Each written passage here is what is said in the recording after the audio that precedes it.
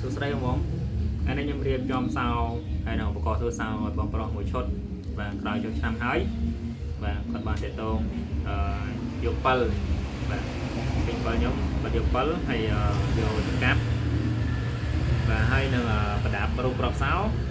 បាទប្រដាប់រូបក្របសោអានេះមានតែប្រដាប់រូបក្របសោនិងមានប្រដាប់ឆ្កឹះយកសោបាក់ដូចគ្នាបាទអានេះមាន option ច្រើនអាដៃណាបាទ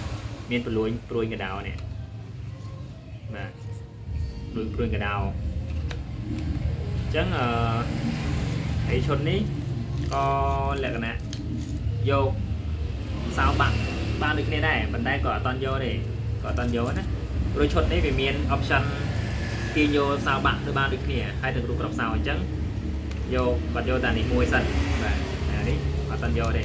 បាទហើយឥឡូវមានបងមួយចំនួនគាត់ទិញទៅកាប់ពីខ្ញុំទៅគាត់គាត់ថាបាក់បាទយកទៅប្រើទៅកាត់ទៅបាក់បាទហើយបាក់ក៏យើងឆិនឆៃឲ្យគាត់វិញដែរអញ្ចឹងមុនខ្ញុំផ្ញើទៅកាត់ទៅខ្ញុំតែឲ្យយ៉ាងហើយបាទក្នុងវីដេអូនេះ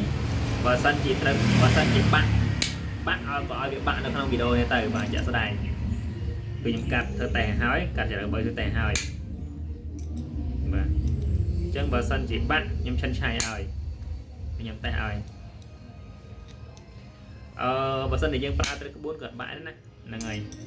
តែខ្លាចតែយើងប្រើទៅកាច់មិនខ្ញុំអត់ដឹងទេតែបើសិនជាអតាហេតុប្រើទៅបាក់គឺខ្ញុំសងវិញបាទអីណាទីហើយកូនសោមួយមុខ10មួយមុខ20ហ្នឹងបាទហើយនឹងដៃឆាបហើយនឹងព្រីនេះឲ្យគាត់មួយប្រាប់រូបក្របសោដូចគ្នាតែខ្ញុំធ្វើខ្លួនឯងតែនេះហ្នឹងបាទអានេះព្រីឲ្យគាត់បាទនេះបាទខ្ញុំទិញគេបាទអូខេថ្មមួយឆ្នាំងសាបមួយហើយនឹងសោអេជិនតើកសង012ស្គូពីនិងអាគប់អីហ្នឹងបាទហើយនឹងវេវឆ្លាមបាទអរគុណច្រើនបងប្រុសដែលគាត់បាន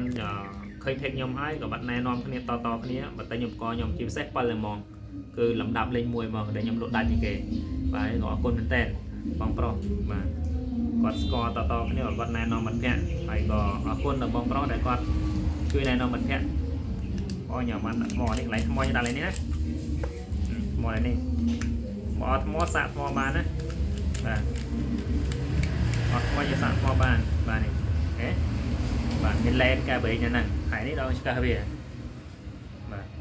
អានេះ7នេះចុងក្រោយហើយអស់ហើយអស់ស្តុកហើយត្រូវញ៉ាំស្តុកប្រហែលជាកន្លះខែទៀត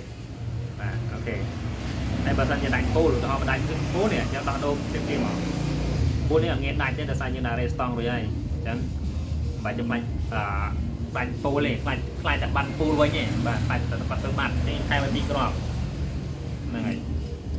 គឺខ្ញុំលក់ដាច់ជាងគេគឺ7នឹងហ្មងហើយបើមិនសិនមានបញ្ហាខ្ញុំធានាជួសជុលវិញបាទkhôngមានបញ្ហាទេបាទអរគុណច្រើនក្នុងវីដេអូនេះមានតែប៉ុណ្្នឹងហើយ